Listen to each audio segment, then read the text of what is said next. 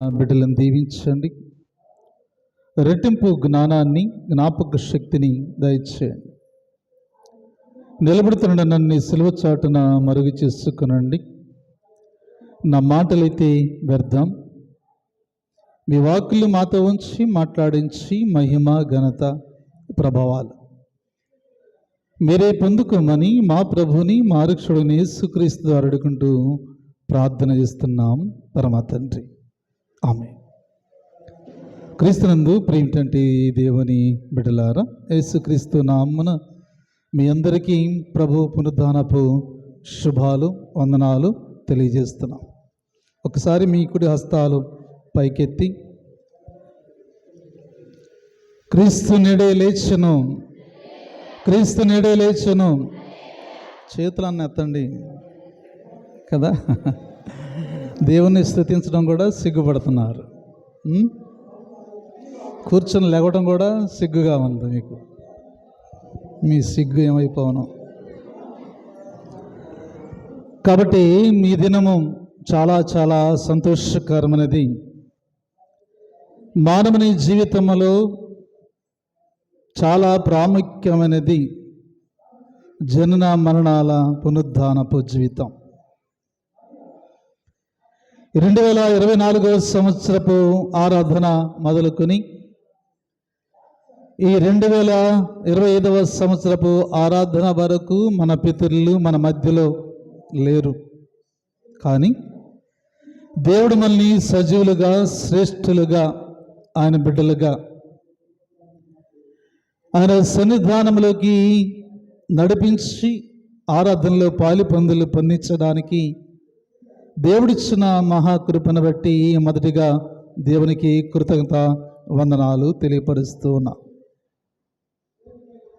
ప్రపంచంలో అన్ని దేశాల వారు కూడా ఈ పునరుద్ధానము అనేది జరిగించుకునేటువంటి దినం. పునరుద్ధానం అనగా చనిపోయిన వాడు తిరిగి లేపబడడం, పుట్టడం కాదు, లేపబడడం. అనేక గ్రంథాలలో చనిపోయిన వారు మరలా జన్మిస్తారు అని వ్రాయబడ్డాయి. కానీ ఏ గ్రంథంలో కూడా చనిపోయిన వారు తిరిగి మరలా బ్రతికించబడతారు అనేది ఏ గ్రంథంలో రాయబడలేదు. కానీ పరిశుద్ధ గ్రంథం అనేటువంటి బైబిల్ లేఖన భాగంలో మాత్రమే వ్రాయబడి ఉన్నది. అందుకే ఈ దినము ప్రపంచ పునరుద్ధానపు దినము.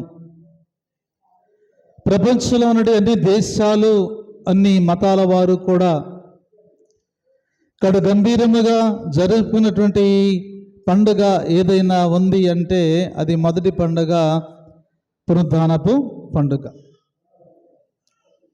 మన భారతదేశంలో కొన్ని ప్రాంతాలలో ఎక్కువగా మనం ఏం చేస్తామంటే క్రిస్మస్ అనేది చాలా గంభీరంగా చేసుకుంటాం. మన జీవితాలు కళకళలాడుతూ ఉంటాయి, సంతోషంగా ఉంటాం. ఇప్పుడు మీ ముఖాల్లో సంతోషం కనబడలా. ఎందుకంటే పునరుద్ధానం అనేది మీకు లేదేమో, కానీ బైబిల్ చెప్తున్నది పునరుద్ధానపు విశ్వాసము బలము కలిగి ఉంటే ఆయన రాకడలో తీర్పు అనేది దేవుడు మనకి రాకుండా బలమైనటువంటి తన బలిష్టమైన హస్తములతో పరలోక రాజ్యానికి మనల్ని వారసులుగా ఉంచుతాడు. కాబట్టి ఈ దినము మనము పునరుద్ధానపు పండుగ ఆచరిస్తూ, ఈ పునరుద్ధానము అనేది చాలా చాలా ప్రాముఖ్యమైనది. ఎందుకంటే ఒక మానవుడు చనిపోయి మరలా తిరిగి బ్రతకటం అనేది అది ఇంపాసిబుల్. కానీ పరిశుద్ధ లేఖన భాగం మాత్రము ఖచ్చితంగా పాసిబుల్ అని చెప్తాం. ఖచ్చితంగా బ్రతికింపబడతారు. దానికి మొదటి సాక్ష్యము చెప్పేటువంటి భక్తులు ఉన్నారు. ఈ దినము లేఖన భాగంలో ప్రాముఖ్యముగా మరి మార్కు సువార్తకుడు రాస్తున్నటి మాటని మనము జ్ఞాపకం చేసుకున్నప్పుడు 16వ అధ్యాయములో ఆయన అంటున్న మాట మనము చూస్తూ ఉంటాం. ఏమని అంటున్నాడంటే 5వ వచనాన్ని చదువుకుందాం. అప్పుడు వారు సమాధిలో తెల్లని నిలబటంగి ధరించుకుని ఉన్న ఒక పడుచువాడు కుడేపు కూర్చున్నట చూసి మిగుల కలవరపడిరి. చాలు. యేసుక్రీస్తు ప్రభువారు ఈ లోకానికి విడిచి వెళ్ళకముందే జరగబోయేటువంటి సత్యాన్ని ఆయన చెప్పాడు. తనకు రాబోతున్నటువంటి శ్రమల గురించి, బాధల గురించి, ఆయన పొందేటువంటి మరణాన్ని గురించి, ఆయన పొందేటువంటి బాధను గురించి కూడా తన శిష్యులతో ముందుగానే యెరూషలేము వెళుతున్నప్పుడల్లా ఖచ్చితంగా ఆయన ఈ మాట వారితో చెప్పేవాడు. మనిషి కుమారుడు పాపుల చేతికి అప్పగించబడతాడు, ఆయన కొరడాలతో కొడతారు, ఆయన హింసిస్తారు, ఆయన ముఖాన ఉమ్మి వేస్తారు, కొరడాలతో కొడతారు, ముళ్ళ కిరీటం పెడతారు, సిలువేయబడతాడు, మరలా సమాధి చేయబడతాడు, తిరిగి 3వ దినాన లేపబడతాడు అనేటువంటి మాటలు తరచుగా యేసుక్రీస్తు ప్రభువారు యెరూషలేము వచ్చేటప్పుడల్లా ఈ మాట తన శిష్యులతో చెబుతూ ఉండేవాడు. కానీ వారు ఆ మాట గమనించలేనటువంటి వారుగా ఉన్నారు. ఆయనకి రాబోయేటువంటి విపత్తును గురించి ప్రభు ముందుగా చెప్తే ఎవరు కూడా ఆయన్ని మనసులో పెట్టుకోలేదు. ఎందుకంటే మనిషి మన దగ్గర ఉన్నప్పుడు మనిషి విలువ మనకు తెలియదు. ఆ మనిషి మనకు దూరమైనప్పుడు, అప్పుడు ఆ మనిషి ఉన్నటువంటి స్థానములో ఎవరు లేనప్పుడు, ఆ మనిషి ఉన్నటువంటి స్థలంలో అనగా ఆ మనిషి ఉన్నప్పుడు ఎలా ఉన్నామో ఇప్పుడు ఎలా ఉంటున్నామో ఆ కొరత అనేది ఖచ్చితంగా కొట్టొచ్చినట్టుగా అక్కడ కనబడుతుంది. కాబట్టి దేవుని బిడ్డలారా, దేవుని వాక్యము వింటున్నటువంటి మనము మన జీవితాలలో ఆయన ప్రాముఖ్యమైన మాటలుగా ఆయన మాట్లాడుతున్నటువంటి మాట మనం చూస్తూ మత్తయి సువార్త 28వ అధ్యాయము 6వ వచనంలో కూడా మాట్లాడుతున్నాడు. ఆయన ఇక్కడ లేడు, తాను చెప్పినట్లు ఆయన లేచి ఉన్నాడు. చాలు. ఏమంటున్నాడు? ఆయన ఇక్కడ లేడు, తాను చెప్పినట్లుగా ఆయన లేచి ఉన్నాడు. ఈ వార్త ఎవరు చెప్తున్నారంటే దేవుని దూత ప్రత్యక్షముగా చెబుతున్న సంఘటన మనం అక్కడ చూస్తామంటాం. ఎవరెవరు యేసుక్రీస్తు ప్రభువారు సమాధి దగ్గరికి వచ్చారు అనేది మనం జ్ఞాపకం చేసుకున్నప్పుడు వారిలో 7 దెయ్యాలు పట్టిన స్త్రీ ఉంది. ఎవరండి? మగ్దలేని మరియా. యేసుక్రీస్తు ప్రభువారు ఒక మరియను తప్ప ఎవరిని ఏకవచనంతో పిలవలేదు. ఆయన 7 దెయ్యాలు పట్టినట్టు మగ్దలేని మరియా, సలోమి, మరొక మరియా కలిసి ఆదివారమే పెందల కడని వారు లేచి ఎక్కడికి వస్తున్నారంట? సమాధి దగ్గరికి వస్తున్నటువంటి ఆలోచన కలిగి ఉన్నారు. ఈ సమాధి దగ్గరకు వచ్చి ఆ శరీరానికి, ఆ దేహానికి సుగంధ త్రైలము పూద్దామని ఆలోచన కలిగి వారు పెందల కడని అనగా వేకువని పెందల కడని వారు వచ్చినప్పుడు అక్కడ ఎవరు కనిపించట్లేదు కదండి. ఒక పడుచువాడు అంగీ వేసుకుని రాయి మీద కూర్చుని ఆ స్త్రీతో మాట్లాడుతున్నటువంటి మాట ఆయన చెప్తున్నారు. ఆయన ఇక్కడ లేడు, తాను చెప్పినట్లుగా ఆయన లేచి ఉన్నాడు అని ఆయన చెబుతున్నటువంటి మాట వారికి ఆలోచనలో లేదు. ఏమనుకుంటుంది ఈ మగ్దలేని మరియా? ఏమనుకుంటుందంటే నా ప్రభుని ఎవరైనా ఎత్తుకెళ్ళారేమో, దొంగలు ఏమన్నా ఎత్తుకెళ్ళిపోయారేమో, దుఃఖముతో వేదన చెందుతూ ఆమె ఆ సమాధుల తోట చుట్టూ తిరుగుతుంటే అక్కడ ఒక వ్యక్తి కనబడ్డాడు. ఆ వ్యక్తి కనబడినప్పుడు ఆ వ్యక్తిని ఏమనుకుంటుందంటే ఈయన తోటమాలి కాబోలు అనుకున్నటువంటి ఆ స్త్రీ ఆయనతో మాట్లాడుతుంది.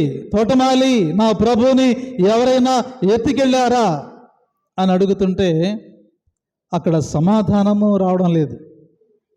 ఎందుకంటే ఈమె దుఃఖముతోనూ వేదనతోనూ మరి ఆమె చాలా వేదన చెందుతున్నటువంటి పరిస్థితి అక్కడ మనం జ్ఞాపకము చేసుకోవాలి. ఎందుకంటే సమాధి చూసినప్పుడు సమాధి మీద రాయ తొలగించబడినది. అక్కడ సుగంధ తైలము పూయడానికి వచ్చినటువంటి స్త్రీలు ఆయన దేహము అక్కడ కనిపించటం లేదు. వారి మనసులో ఏముందంటే దుఃఖముతో వేదనతో ఉన్నటువంటి మగ్దలేని మరియా ఏమని మాట్లాడుతుంటే, సమాధి పైరాతిని తొలగాది సిరి మరియారో, సమాధి పైరాతిని తొలగాది సిరి మరియారో, స్వామి దేహము కనిపించదేమో ఎవ్వరెత్తుకుపోయిరో,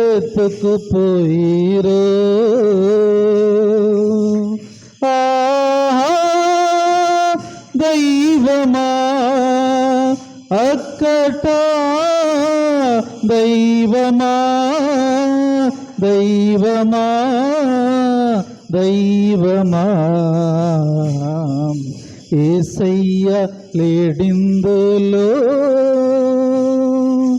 లేడు చూడుము సమాధిని, లేడు ఇంతైనది చరితం, ఆ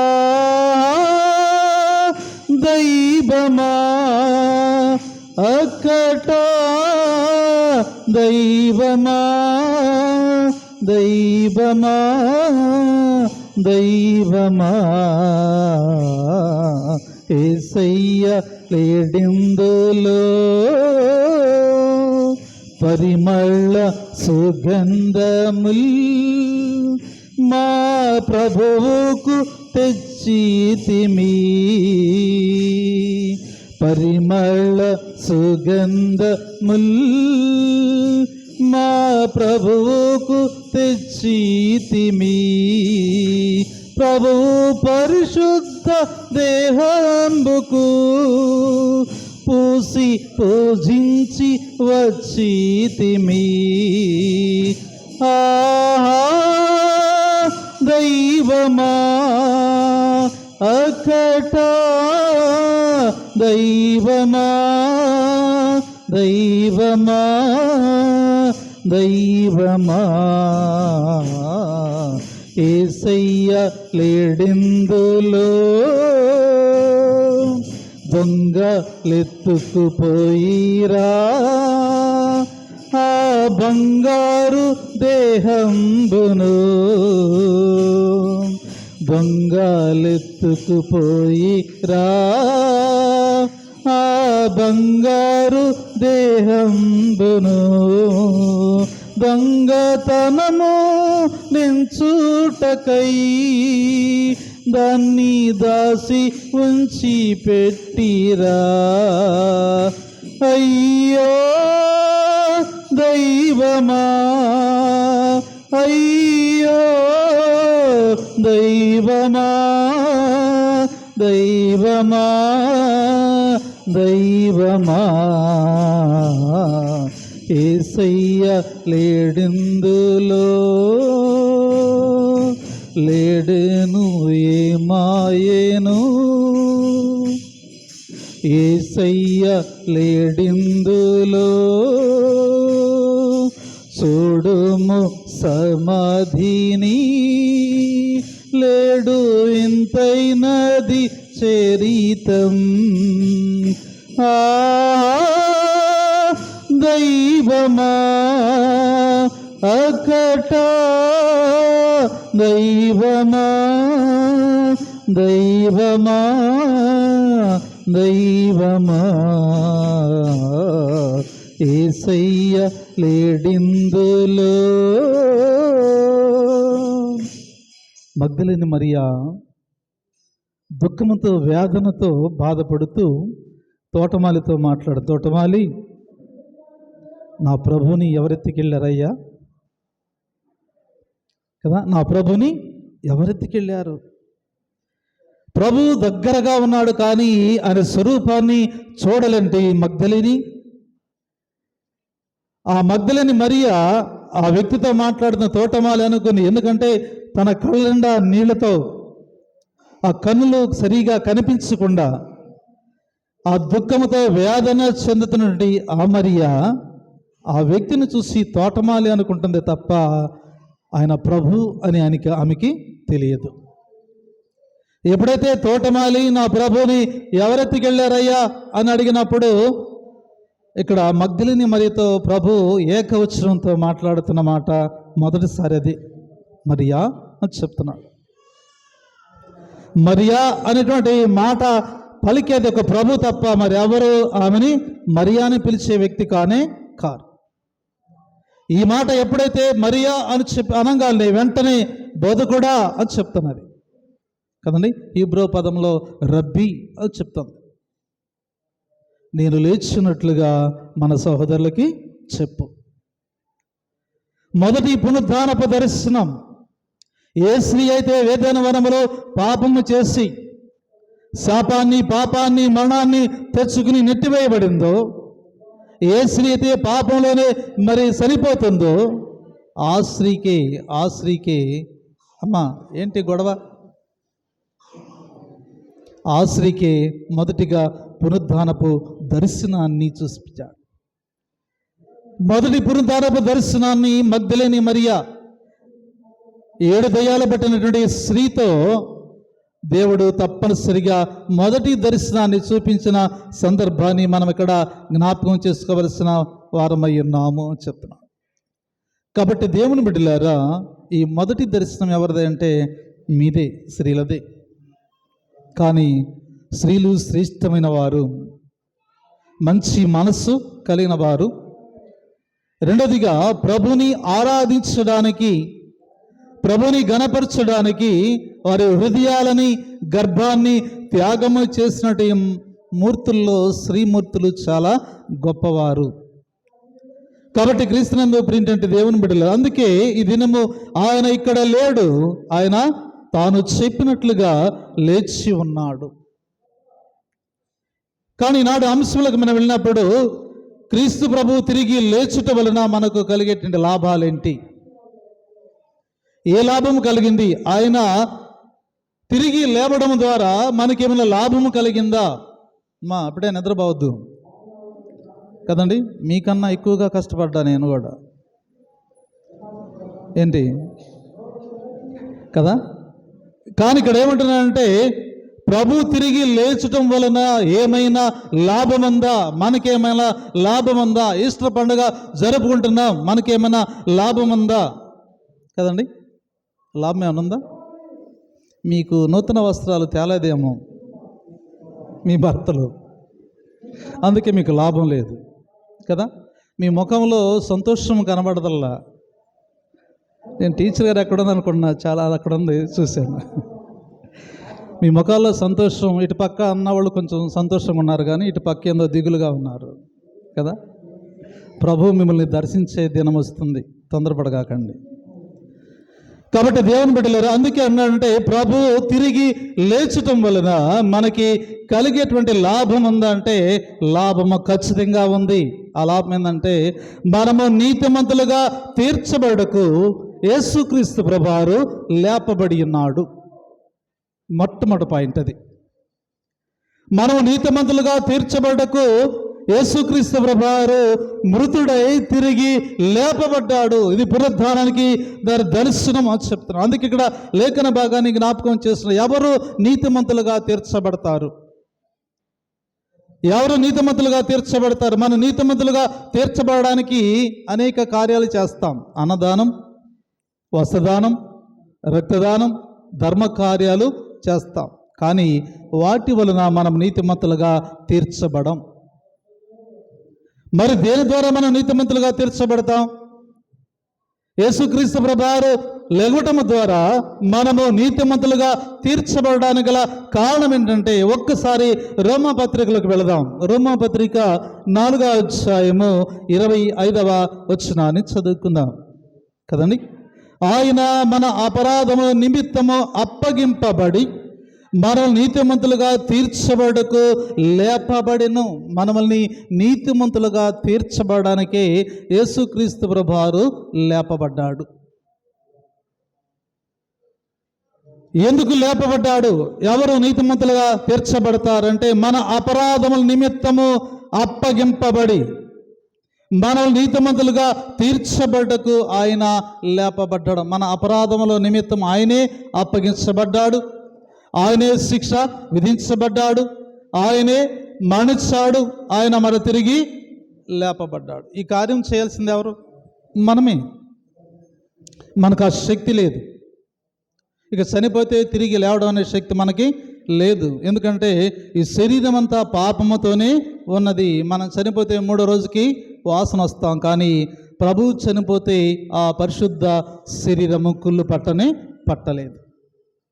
కాబట్టి దేవుని బిడ్డలారా, అందుకే ఆయన అంటున్నాడు, మనము మన అపరాధుల నిమిత్తం అప్పగించబడి మనల్ని నీతిమంతులుగా తీర్చబడకు ఆయన లేపబడి ఉన్నాడు.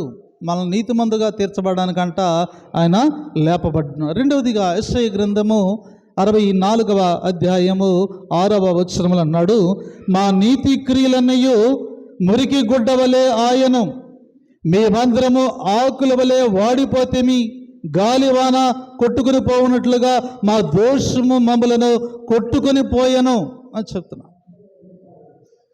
యేసుక్రీస్తు రక్తము చేత మనము కడగబడ్డాము కనుక మన దోషములు ఎలా ఉన్నాయంట? అమ్మ వినాలి, మన దోషములు ఎలా అంట? గాలి వాన చేత ఆకులు కొట్టుకుపోయినట్లుగా కొట్టుకుపోని అని చెప్తున్నాడు. ఇక మనకి దోషం లేదు, పాపము లేదు. కాబట్టి అందుకే అన్నాడు, మీరు నీతిమంతులుగా తీర్చబడడానికి మాత్రమే ప్రభు లేపబడ్డాడు. అందుకని అన్నాడు, ఆకు వలె వాడిపోతివి కానీ కదా, గాలి వాన కొట్టుకుపోయినట్లుగా మీ దోషములు మమ్మలను కొట్టుకుపోయాను అని చెప్తున్నాడు. మా దోషములన్నీ కూడా కొట్టుకుపోయినాయి. ఎందుకంటే మా దోషములను, మా పాపములను క్షమించగల దేవుడు మాతో ఉన్నాడు. ఆయన ఆ రక్తము చేత మమ్మలను నీతిమంతులుగా చేశాడు. అమ్మ ఇటు చూడండి, నా వైపు చూస్తే మీకు అర్థమైద్ది వాక్యం. గోడ వైపు చూస్తే ఏముండిద్ది? కాబట్టి దేవుని బిడ్డలారా, ఒక క్షణం నా వైపు చూడండి, త్వరగానే ముగిస్తా. కాబట్టి ఇక్కడ ఏమంటారంటే, కొరింథీయులకు రాసినటువంటి మొదటి పత్రికలో 15వ అధ్యాయం 14వ వచనం అన్నాడు, మరియు క్రీస్తు లేపబడి ఉండని ఎడల మేము చేయు ప్రకటన వ్యర్థమే. కదండి, మీకు కష్టం లేకుండా రెఫరెన్స్ కూడా నేనే చదువుతున్నా. ఇక్కడ ఏమంటారంట, మరియు క్రీస్తు లేపబడి ఉండని ఎడల మేము చేయు ప్రకటన వ్యర్థమే, మా విశ్వాసము వ్యర్థమే. కదండి, మేము చేసే ప్రకటన వ్యర్థమే, మా విశ్వాసము వ్యర్థమే. కనుక ఆయన ఉన్నాడు, దేవుడు క్రీస్తును లేపనని ఆయన గురించి మేమే సాక్ష్యము చెప్పి ఉన్నాము. తన శిష్యులు మాట్లాడుతున్న మాట, పౌలు గారు మాట్లాడుతున్నటి మాట అదే. కాబట్టి దేవుని బిడ్డలారా, దేవుని యొక్క వాక్యాన్ని వింటున్నట్టు మనము మన జీవితాలలో ఏంటంటే, మరియు క్రీస్తు లేపి ఉండని ఎడల మేము చేయు ప్రకటన వ్యర్థమే, స్వార్థ వ్యర్థమే, కానీ మా విశ్వాసము వ్యర్థమే. దేవుడు క్రీస్తును లేపనని ఆయన గురించి మేము సాక్ష్యము చెప్పగలిగి ఉన్నాము కదా అని చెప్తున్నాడు. మనల్ని దేవుడు నీతిమంతులుగా తీర్చబడడానికి ఆయన లేపబడినట్లుగా మనం అక్కడ చూస్తా ఉన్నాం. రోమపత్రిక 10వ అధ్యాయము 9వ వచనాన్ని చదువుకున్నాం. రోమపత్రిక అదేమనగా, యేసు ప్రభుని నీ నోటితో ఒప్పుకొని దేవుడు మృతుల నుంచి ఆయన లేపనని నీ హృదయమందు విశ్వసించని ఎడల, కదండి, నీవు రక్షించబడుదువు. నీవు విశ్వసించాలి, యేసు ప్రభుని నోట ఒప్పుకోవాలి, ఆయన మృతుల నుంచి లేపబడి ఉన్నాడని నీ హృదయమందు విశ్వసించాలి. అప్పుడు మాత్రమే నీవు రక్షించబడతావు. కదండి, మొట్టమొదటిగా యేసుక్రీస్తు ప్రభువారు లేవడానికి గల కారణం ఏంటంటే, మనల్ని నీతిమంతులుగా చేయడానికి. రెండవ కారణాన్ని చెప్తున్నాడు ఆయన. యేసుక్రీస్తు ప్రభువారు సజీవుడిగా లేపడానికి లాభము ఏమైనా ఉందంటే, మొదటి లాభం మనల్ని నీతిమంతులుగా దేవుడు తీర్చడానికి ఆయన లేపాడు. రెండవ లాభం ఏంటంటే ఆయన తిరిగి లేచటం వలన మనకు ఒక నిరీక్షణ ఉన్నది. ఆ నిరీక్షణ జీవము కలిగినది అని చెప్తున్నాం.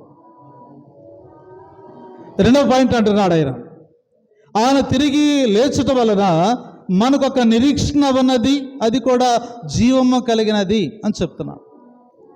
ఆ జీవము కలిగిన నిరీక్షణ ఎలా ఉన్నదో మనం ఒకసారి కొరింథీయులకు రాసిన మొదటి పత్రిక 15వ అధ్యాయము 20 నుంచి 23 వచనాల మధ్యలో అంటున్న మాటను మనం చూస్తాం. ఇప్పుడైతే ఒక్కళ్ళు చదవండి.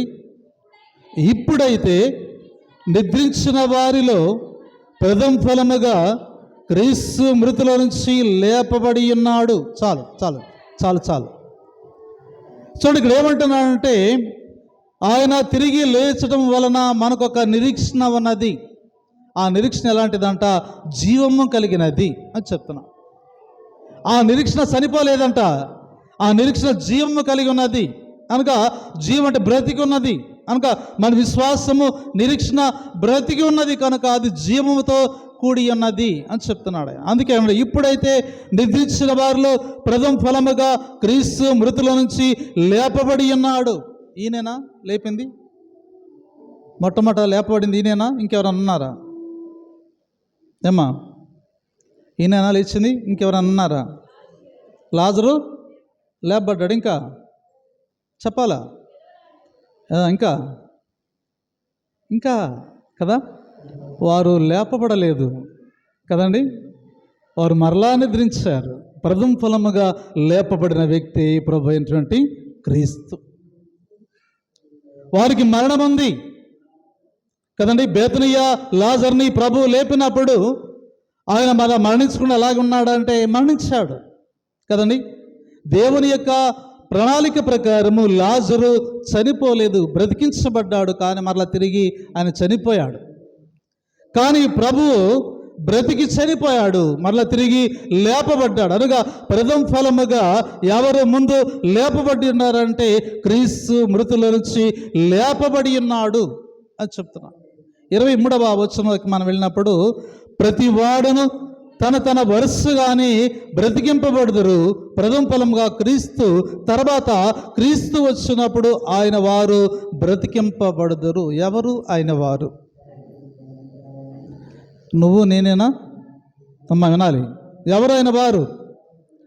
ఆయన వారు ఎవరు? మనమందరమా? ఈస్టర్ పండగకి వచ్చిన వారమా? 40 దినాలు ప్రార్థన చేసిన వారమా? ఆయన వారు ఎవరంటే ఆయన చిత్త ప్రకారము నడుచుకున్నవారు, ఆయన చిత్తాన్ని జరిగించేవారు, ఆయనకి విధేయత చూపించిన వారు, ఆయనకి లోబడిన వారు, ఆయనలో అంటగట్టినబడిన వారు, వారు మాత్రమే మొదట లేపబడతారు. వారు కూడా బ్రతికింపబడతారు, ఆయనతో కూడా బ్రతికింపబడతారు అని చెప్తున్నాడు. కాబట్టి దేవుని బిడ్డలారా, అందుకే అన్నాడు ఆయన తిరిగి లేవచడం ద్వారా మనకు ఒక నిరీక్షణ ఉన్నది, అది జీవంతో కూడినటి నిరీక్షణ ఉన్నది అని చెప్తున్నాం. అపోస్తలుడైన పౌలు ఎఫెసీయులకు రాసిన పత్రిక 2వ అధ్యాయము 7వ వచనాన్ని చదువుకున్నాం. అమ్మ ఒక్కళ్ళు చదవండి. క్రీస్తు యేసునందు మనలను ఆయనతో కూడా లేపి పరలోకమందు ఆయనతో కూడా కూర్చోబెట్టాను కదండి. ఎంత గొప్ప ధన్యత ఒక మానవుడికి దేవుడిచ్చాడు, ఒక విశ్వాసికి దేవుడిచ్చాడు. ఆయన వారు అంటే ఆయనతో ఉన్నటువంటి వారు, ఆయనతో కలిసి ఉన్నటువంటి వారి గురించి మాట్లాడుతూ క్రీస్తు యేసునందు మనల్ని ఆయనతో కూడా లేపి పరలోకమందు ఆయనతో కూడా కూర్చోబెట్టాను కదండి. ఎక్కడ కూర్చోబెట్టాడు? పరలోకములో ఆయనతో కూడా కూర్చోబెట్టాడు. అది మన నిరీక్షణ, అది జీవంతో కూడిన నిరీక్షణ. కాబట్టి అందుకే పేతురు రాసిన పత్రికలో పేతురు మాట్లాడుతూ 1వ అధ్యాయం 4వ వచనం అన్నాడు, మృతుల నుంచి యేసుక్రీస్తు తిరిగి లేచుట వలన జీవముతో కూడిన నిరీక్షణ మనము కలుగునట్లుగా, అనగా అక్షరమైనది, నిర్మలమైనది, వాడబారదైన స్వాస్థ్యము మనకి కలుగునట్లుగా ఆయన తన విశేష కనికరము చొప్పున మనల్ని మరలా జన్మింపచేసెను కదండి. ఆయన విశేష కనికరం చొప్పున అంట మరలా ఆయన మనల్ని జన్మింపచేశాడు. కాబట్టి అందుకే పేతురు మాట్లాడుతున్న మాట ఏంటంటే అది ఎలాంటిదంటే మృతుల నుంచి యేసుక్రీస్తు తిరిగి లేచుట వలన జీవముతో కూడిన నిరీక్షణ మనకు కలిగి ఉన్నాము. ఇట్టి నిరీక్షణ మగ్ధలేని మరియకు లేదు. ఇట్టి నిరీక్షణ ఇక్కడ మగ్ధలేని మరియకు కొందరు స్త్రీలకి కోల్పోయారు. అందుకే ఇక్కడ మార్కు సువార్త 16వ అధ్యాయము 1వ వచనాన్ని చదివినప్పుడు మాట్లాడుతున్నాడు. విశ్రాంతి దినము గడిచిపోగా మగ్ధలేని మరియు యాకోబు తల్లిన మరియు సలోమి వచ్చి ఆయనకు పొయ్యవలని సుగంధ ద్రవ్యములు కొనిది కదండి. ఎక్కడ పూయటానికి, ఎవరికి పూయటానికి అమ్మా? ఎవరికి పూయటానికి తెచ్చారు వాళ్ళు? చెప్పండి అమ్మా, ఎవరికి? యేసుక్రీస్తు ప్రభువారి శవానికి పూయటానికి తెచ్చారు. బతికున్న వాడికి ఎవడు పోస్తాడు కదండి? చనిపోయిన వాడికే కదా సుగంధ ద్రవ్యాలు పూసేది కదండి. బతికున్న వాడు సెంటు కొట్టుకుంటాం, స్ప్రే కొట్టుకుంటాం, కానీ చనిపోయిన వాడికి సుగంధ ద్రవ్యాలని పోస్తారు వాసన కొట్టకుండా ఉండడానికి. కానీ వీళ్ళు ఎలాంటి వారంట? ఇక్కడ విశ్రాంతి దినము గడిచిపోగానే మగ్ధలేని మరియు యాకోబు తల్లిన మరియు సలోమి వచ్చి ఆయనకు పొయ్యవలని సుగంధ ద్రవ్యము కొనిది. అంటే ఆయన శవంగానే ఉన్నాడు, ఆయనకి పోద్దాము అనుకుని వచ్చారు, కానీ ఆయన ఇక్కడ లేడు. ఎవరు చెప్తున్నారు? దేవుని దూత చెప్తున్నది. ఆయన ఇక్కడ లేడు, తాను చెప్పినట్లుగా తిరిగి లేచి ఉన్నాడు. అంటే ఈ స్త్రీలకి నిరీక్షణ లేదు. ఎందుకు నిరీక్షణ లేదంటే ప్రభువు మరలా తిరిగి లేపబడతాడు అనేది అనేక మార్లు అనేక సందర్భాలలో ఆయన చెప్తూనే ఉన్నాడు, కానీ ఎవరు కూడా ఈ మాటను జ్ఞాపకము చేసుకోలేదు, మనసులో పెట్టుకోలేదు. కానీ ఈ మగ్ధలేని మరి కూడా ఆయన శవము కొరకే ఎదురు చూస్తుందే తప్ప ఆయన లేచి ఉన్నాడు అనేటువంటి ఆలోచన ఆమెకి లేదు. అందుకే అన్నాడు, ఈ నిరీక్షణ ఎలా ఉండాలంటే జీవముతో కూడిన నిరీక్షణ ఉండాలి అని చెప్తున్నాడు. కాబట్టి దేవుని బిడ్డలారా, అందుకే దేవుని యొక్క వాక్యం రెండవ విషయంలో ఏమన్నంటే మనము ఆయన తిరిగి లేచటం వలన మనకు ఒక నిరీక్షణ ఉన్నది, అది జీవముతో కూడిన నిరీక్షణ అని చెప్తున్నాడు. కాబట్టి క్రీస్తునందు ప్రియమైనటువంటి వారలారా, ఆయన లేచటము ద్వారా, ఆయన తిరిగి లేపటము ద్వారా మూడవ లాభం మనకే లాభాలు ఇవన్నీ కదండి. మూడవ లాభం ఏమైనా ఉందా అంటే, మూడవ లాభం ఏంటంటే ఆయన తిరిగి లేచటం వలన మన దీన శరీరాన్ని కదండా మహిమ శరీరముగా సమరూపముగా ఆయన మార్చేస్తాడు. అర్థమవుతుందా? ఈ దీన శరీరము ఎలాంటిదంట? ఇది కోస్తే రక్తం వచ్చింది అంటే ఇది పాపముతో ఉన్నది కనుక ఈ శరీరము స్థానములో దేవుడంట మహిమగల శరీరముగా నీ రూపాన్ని మార్చడానికి ఆయన సిద్ధంగా, అందుకే ఆయన లేపబడ్డాడు కదండి. నీకు ఇది లాభమా నష్టమా? కొంచెం మంచినీళ్ళు అమ్మా. కాబట్టి క్రీస్తునందు దేవుని బిడ్డలారా, దేవుని యొక్క వాక్యాన్ని వింటున్నట్టు మనము మన జీవితాలలో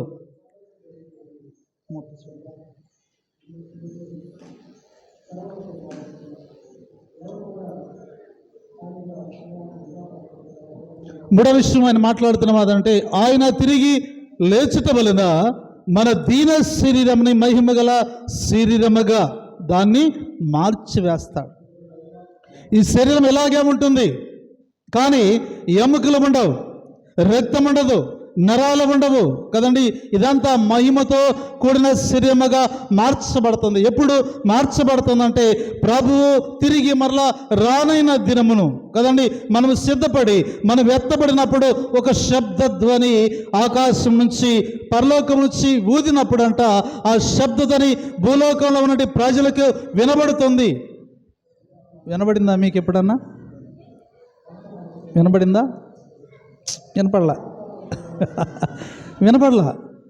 వినబడిద్ది కదా. ఎవరికి వినబడుతుంది? ఆయన యందు మృతి చెందిన వారు, ఆయన యందు నిరీక్షణ కలిగిన వారు, ఆయన యందు నమ్మిక కలిగిన వారు, ఆయనతో ఉన్నవారు, ఆయనతో కలిసి జీవించేవారి కంట పరలోకములో ఉన్నటి స్వరము, ఆ బోరధ్వని భూలోకంలో ఉన్నట్టు నీకు వినబడినప్పుడు నీ శరీరము క్షణములోనే మార్పు జరగబోతుంది. దానిని మహిమ శరీరముగా దేవుడు మార్చడానికి సిద్ధంగా ఉన్నాడు. ఒకవేళ నాకే వినబడింది అనుకోండి, ఈ శరీరం ఇలాగే ఉంటుంది, కానీ ఈ శరీరానికి ఎముక ఉండదు, ఈ శరీరానికి రక్తం ఉండదు, ఈ శరీరానికి మరి మాంసం ఉండదు, ఈ శరీరానికి నరాలు ఉండవు, మహిమతో కూడిన శరీరముగానే దేవుడు క్షణకాలములని మార్చడానికి ఆయన సిద్ధముగా ఉన్నాడు అని చెప్తాం. అందుకే పౌలు గారు ఫిలిప్పీలకు రాసిన పత్రికలో ఆయన మాట్లాడుతూ ఏమంటున్నా అంటే, సమస్తము అనగా 3వ అధ్యాయము 21వ వచనం అన్నాడు, సమస్తము తనకి లోబర్చుకున్న జాలని శక్తిని బట్టి ఆయన మన దీన శరీరమును తన మహిమ శరీరముగా సమరూపముగా దాన్ని మార్చును కదండి. సమరూపంగా మారుస్తాడు.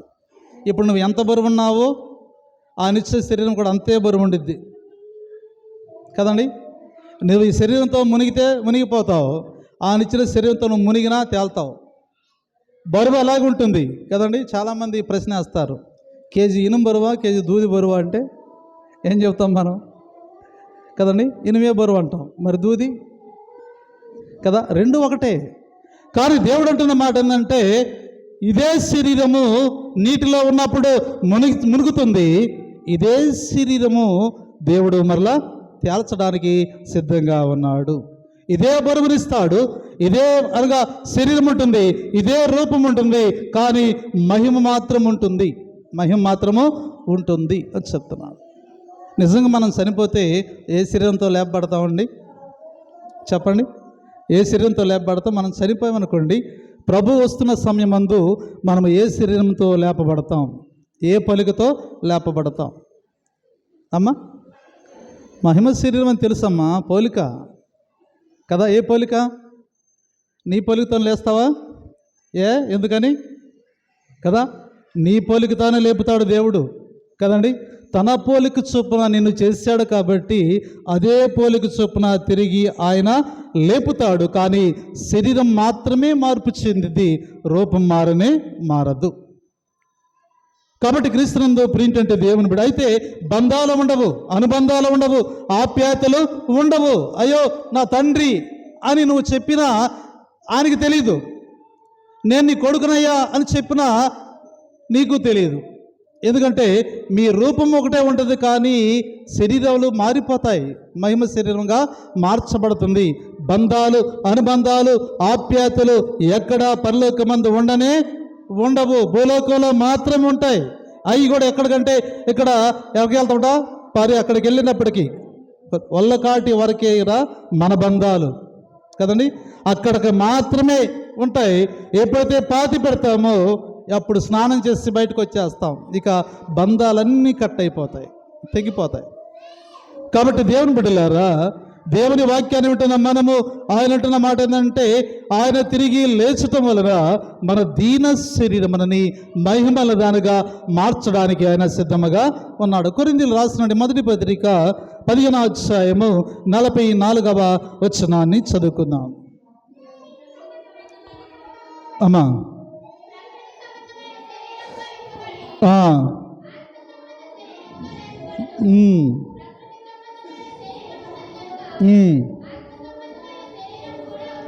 చాలు. ఇక్కడ ఏమన్నంటే, మృతుల పునరుద్ధారమును అలాగే శరీరము క్షయమైనదిగా విత్తబడి అక్షయమైనదిగా లేపబడును, ఘనహీనముగా ఎత్తబడి మహిమ గలదిగా లేపబడును. ఘనహీనముగా ఎత్తబడుతున్నాం మనం కదండి. ఈ శరీరానికి విలువ ఉందండి? చనిపోతే ఈ శరీరానికి విలువ ఉందా? చనిపోతే విలువ ఉండదు కదా. ఆత్మ ఉన్నంతసేపు, ప్రాణం ఉన్నంతసేపు కదండి, అనేకమైన సోపులతో రుద్దుతాము, రుద్దినా కదా రంగు రాము, దేవుడిచ్చిన రంగుతోనే ఉంటాం. కానీ దేవుడు అంటున్న మాట ఏంటంటే, ఇది ఘనమైనది కాదు కదండి, ఇది ఘనహీనమైన శరీరం. ఇది ఈ ఘనహీనమైన శరీరం నుంచి ఆయన ఏం చేస్తాడంటే మహిమ గల శరీరముగా మారుస్తానికి సిద్ధంగా ఉన్నాడు. ఎందుకు? పనికిరాని మన జీవితాలని పనికొచ్చినటువంటి పాత్రగా చేయడానికి ఆయన సిద్ధంగా. అందుకే యోహాను రాసిన సువార్తలో 10వ అధ్యాయము 18వ వచనం అన్నాడు, ఎవడను నా ప్రాణము తీసుకొనడు, నా అంతటా నేనే దాన్ని పెట్టుచున్నాను, దాన్ని పెట్టుటకును నాకు అధికారము కలదు, నా తండ్రి వలన ఈ ఆజ్ఞ పొందితిని అని చెప్పాను. ప్రభుని ఎవడు చంపలేడు కదండి. ఎవడు చంపలేడు, ఎందుకంటే ప్రభు చనిపోవడానికి ఈ లోకానికి వచ్చాడు. మానవాళి రక్షణ కొరకు ఆయన ఈ లోకానికి రావడానికి వదకి తేబడిన గొర్రె పిల్లగానే వచ్చి వధించబడ్డాడు. వధించబడినప్పుడు ఆయన ఏం చేశాడంటే అన్నాడు, ఎవడనో నా ప్రాణము తీసుకున్నాడు, నా అంతటా నేనే దాన్ని పెట్టుచున్నాను, దాన్ని పెట్టుటకు నాకు అధికారము కలదు, నా తండ్రి వలన ఈ ఆజ్ఞ పొంది ఉన్నాను. కాబట్టి దేవుని బిడ్డలారా, అందుకే మనకి మూడవ లాభం ఏందయ్యా అంటే, ఆయన తిరిగి లేవడం ద్వారా మూడవ లాభం ఏంటంటే మన దీన శరీరాన్ని ఆయన మహిమ శరీరముగా ఆయన లేపడానికి సిద్ధముగా ఉన్నాడు. అపోస్తుల కార్యముల గ్రంథం 2వ అధ్యాయము 24వ వచనాన్ని చదువుకున్నాం.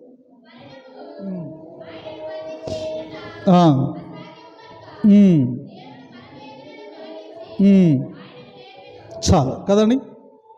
యేసుక్రీస్తు ప్రభువారు చనిపోయాడు. అక్కడ బంటులు ఉన్నారు కదండి, బంటులు ఉన్నారు అక్కడ. ఆడున్నప్పుడు వాళ్ళు మరి మరణాన్ని నిర్ధారణ చేయాలి. ఈయన మరణించాడా లేకపోతే బ్రతికాడా అనేది నిర్ధారణ చేయాలంటే సైనికులు కాపలా ఉన్నారు. సైనికులు ఏం చేస్తారంటే గాయాన్ని పెట్టి ఈయన చనిపోయాడా బ్రతికాడా అని తెలుసుకోవడానికి పిలాతు అధికారం కింద ఉన్నటువంటి సైనికులు యేసుక్రీస్తు ప్రభువారిని పక్కలో బళ్ళెం పెట్టి ఒక పోటు పొడిచారు. పొడిచినప్పుడు ఏం కారింది? నీరు రక్తము కారింది కదండి. ఆ కారినటువంటి ఆ వ్యక్తి, కంటి సూపు లేనటువంటి వ్యక్తికి ఆ చిందిన రక్తం ఎక్కడ పడిందంట? కంటి మీద పడినప్పుడు సూపు వెంటనే స్వస్థత కలిగింది. లెజెన్ అనేటువంటి ఒక సైనికుడు ఆయన పేరు. ఆయన ఆ మోకాళ్ళు ఉంచాడు. అప్పటికప్పుడే తన టోపీ తీసి మోకాళ్ళు ఉంచి ఆయన అన్నాడు, నిజముగా నీవు దేవుని కుమారుడివే అని చెప్పాడు. ఆయన కొన్ని గంటల్లోనే ఆయన మరణించాడు. కనుక ఆయనే నిర్ధారణ చేశాడు. పిలాతుతో చెప్తున్నాడు, ఇదిగో ఈయన మరణించాడు అని నిర్ధారణ చేసినప్పుడు డెత్ సర్టిఫికేట్ జారీ చేశారు. కాబట్టి క్రీస్తునందు ప్రియమైనటువంటి దేవుని బిడ్డల, ఆయన మరణించి ఉన్నాడు. కొన్ని గంటల్లోనే ఆయన మరణించి ఉన్నాడు. అందుకే అపోస్తల కార్యముల గ్రంథంలో వారు అంటున్న మరణము ఆయనను బంధించి ఉండుట అసాధ్యము, కనుకని దేవుడు మరణ వ్యాధులు తొలగించి ఆయనను లేపెను కదండి. యేసుక్రీస్తు ప్రభువారిని తన తండ్రి అయిన దేవుడే ఆయన్ని లేపినట్లుగా మనం అక్కడ చూస్తా ఉన్నాం. కాబట్టి దేవుని బిడ్డలారా, రెండవదిగా మనం చూస్తున్నప్పుడు తిమోతికి రాసిన రెండవ పత్రిక 2వ అధ్యాయము 11వ వచనాన్ని చదువుకుందాం. ఈ మాట నమ్మదగినది ఏదనగా, మనం ఆయనతో కూడా చనిపోయిన వారమైతే ఆయనతో కూడా బ్రతుకుదము కదండి. ఇక్కడ ఏమన్నాట? ఈ మాట నమ్మదగినది ఏమనగా, మనం ఆయనతో కూడా చనిపోయిన వారమైతే ఆయనతో కూడా బ్రతుకుదము, బ్రతికించబడతాం. అందుకే పౌలు గారు అన్నాడు, చనిపోతే క్రీస్తు కొరకే, బ్రతికరితే క్రీస్తు కొరకే, సావైన నాకు లాభమే అని చెప్పాడు. దేవుని బిడ్డలారా, దేవుని యొక్క వాక్యాన్ని వింటున్న మనము చివరిగా అంటున్న అపోస్తుల కార్యముల గ్రంథంలో 3వ అధ్యాయం 15వ వచనంలో అన్నాడు, మీరు జీవాధిపతిని చంపితిరి, కానీ దేవుడు ఆయనను మృతుల నుంచి లేపెను, అందుకు మేమే సాక్షులం. తన శిష్యులు మాట్లాడుతున్నారు. మీరు జీవాధిపతిని చంపితిరి, కానీ దేవుడు ఆయనను మృతుల నుంచి లేపెను, అందుకు మేమందరము సాక్షులంగా ఉన్నాము. పునరుద్ధానపు దర్శనాన్ని పొందుకున్న మగ్దలేని మరియా ఎక్కడికి వెళ్ళిందంట?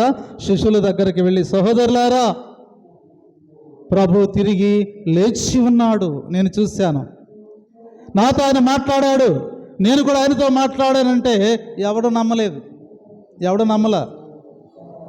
నీవు అదే ధ్యాసలో ఉండావులే కదండి. బోధకుడు ధ్యాసలో ఉండావు, నీ కళ్ళు మూసినా ఆయనే కనపడుతున్నాడు, మేము నమ్మము అని చెప్పారు. చివరికి ప్రభువే వాళ్ళ దగ్గరకు వచ్చి వాళ్ళతో సహోదరులారా అని మాట్లాడినప్పుడు కూడా స్వరాన్ని చూసి కూడా నమ్మని వారు కూడా చాలామంది ఉన్నారు కదండి. తోమ ఏమంటున్నాడు?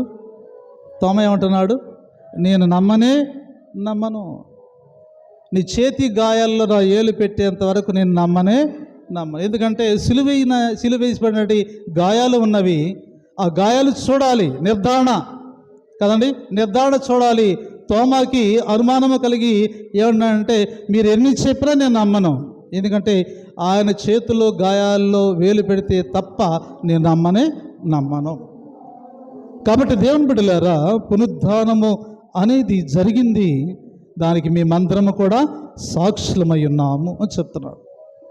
అందుకే ఇక్కడ ఏముందంటే, పులిని పిండే కొంచెమైనను అది ఏమైపోతుందంట, పత్రిక పాఠంలో మనం చూస్తా ఉన్నాం. కొంచెమైనను అదేంటంటే పిండంతా చెడగొట్టేస్తుంది. కాబట్టి పులిసిన పిండి మీ హృదయాల్లో ఉండనివ్వద్దు, పాపం అనేది మీ హృదయాల్లో ఉండనివ్వద్దు, దోషం అనేది మీ హృదయాలలో ఉండనివ్వద్దు. వాటినన్నిటినీ కూడా ఆయనే కడిగి వేశాడు. ఇక పాపము, దోషము, అసూయ ఇవన్నీ కూడా మన హృదయం నుంచి తొలగించినప్పుడు దేవుడు మనకి 3 రకాల లాభాలని కలుగు చేశాడు కదండి. మొదటి రకం లాభం ఏంటండి? మొదటి రకం లాభం ఏంటంటే, ఇక్కడ ఆయన పునరుద్ధారణై ప్రభు తిరిగి లేచటం వలన మనకి మొదటి లాభం ఏంటంటే, మనల్ని దేవుడు నీతిమంతులుగా తీర్చాడు. రెండవదిగా ఆయన ఏమంటున్నాడు? రెండవదిగా మనం చూస్తున్నప్పుడంట, ఆయన తిరిగి లేవడం ద్వారా మనకొక నిరీక్షణ ఉన్నది, అది జీవంతో కూడిన నిరీక్షణ. మూడవదిగా ఆయన లేవడము ద్వారా మనకి మూడవ లాభం ఏంటంటే, ఆయన తిరిగి లేవడము ద్వారా మన దీన శరీరాన్ని మహిమ శరీరముగా సమరూపముగా దాన్ని మార్చివేస్తాడు. ఇది నిజంగా పునరుద్ధానం. నిజమైన పునరుద్ధానం మార్పు చెందాలి, మనస్సు శరీరము మార్పు చెందాలి. నిజమైనటువంటి ఆనందము, సంతోషము మనుషుడికి ఎప్పుడు కలుగుతుందంటే, మనము చనిపోయి బ్రతికినప్పుడు కలుగుద్ది. మనం చనిపోయి బ్రతికినప్పుడు అసలైన సంతోషం మనకి కలుగుతుంది. చనిపోవటం అంటే పాపము నిమిత్తమై చనిపోయి కదండి, పాపము నిమిత్తమై పాతి పెట్టబడి మరలా క్రొత్త శరీరాన్ని ధరించుకుని నూతన సృష్టిగా మార్చబడాలంటే బాప్తిస్మము ద్వారా నీవు క్రొత్తగా జీవింప చేయబడాలి. అలాంటి నిరీక్షణ కావాలని దేవుని యొక్క ఆలోచన, కోరిక. కాబట్టి దేవుని బిడ్డలారా, ఈ పునరుద్ధానపు పండుగలో మనము నేర్చుకోవాల్సిన 3 విషయాలు నేర్చుకున్నాం. యేసుక్రీస్తు ప్రభువారు మరి తిరిగి లేవడము ద్వారా 3 రకాల లాభాలు కలిగాయి. ఒకటి, మనం నీతిమంతులుగా ఆయన తీర్చాడు. రెండవదిగా ఆయన మనకు ఒక నిరీక్షణ కలిగించాడు, ఆ నిరీక్షణ జీవముతో కూడినది. మూడవదిగా మీ శరీరాన్ని, మన దీన శరీరాన్ని ఇదే స్థానంలో మహిమల శరీరముగా దాన్ని సమరూపముగా ఆయన మరణం ద్వారా తిరిగి లేవడం ద్వారా మార్చబడ్డాడు. నీవు నేను కూడా మహిమ శరీరాన్ని ధరించుకుని పరలోకమందు ఆయన కుడిపార్శ్వమునట్టే కూర్చున్నటువంటి ధన్యతను దేవుడు మనకి ఇవ్వడానికి సిద్ధంగా ఉన్నాడు. ఈ పునరుద్ధానములో నీవు క్రీస్తుని విశ్వసిస్తున్నావా? ఆయన నిజంగా లేపబడ్డాడా? లేపబడ్డాడా? లేపబడి ఉంటే ఒక్కసారి మనము క్రీస్తు నేడే లేచాను, పెద్ద చెప్పాలి, క్రీస్తు నేడే లేచాను. ఇలాంటి నిరీక్షణ కలిగి ఉంటేనే నిజమైన పునరుద్ధానము మన జీవితాలలో, మన సంఘములో, మన హృదయాలలో ఖచ్చితంగా అది రానున్నది, రాబోతున్నది, అది వచ్చే ఉన్నది. దాన్ని అనుభవించేటువంటి బిడ్డలుగా, దేవుని బిడ్డలుగా, ఆయన రక్త సంబంధులుగా, ఆయన కుడిపార్శ్వన కూర్చున్నటువంటి ధన్యతను దేవుడు మనకి ఇవ్వడానికి సిద్ధంగా ఉన్నాడు. కాబట్టి అలాంటి ధన్యతను పొందుకొని నిత్యరాజ్య వారసత్వాన్ని పొందుకోవడానికి ప్రయత్నం చేద్దాం. అలా చేయడానికి పరిశుద్ధాత్మ దేవుడు సహాయం చేసి నడిపింపచేయునుగాక. సమస్త జ్ఞానం ఇచ్చిన దేవుని సమాధానము యేసుక్రీస్తు వలన మీ హృదయములకు, మీ తలంపులకు కావలి ఉండును గాక. ఆమేన్.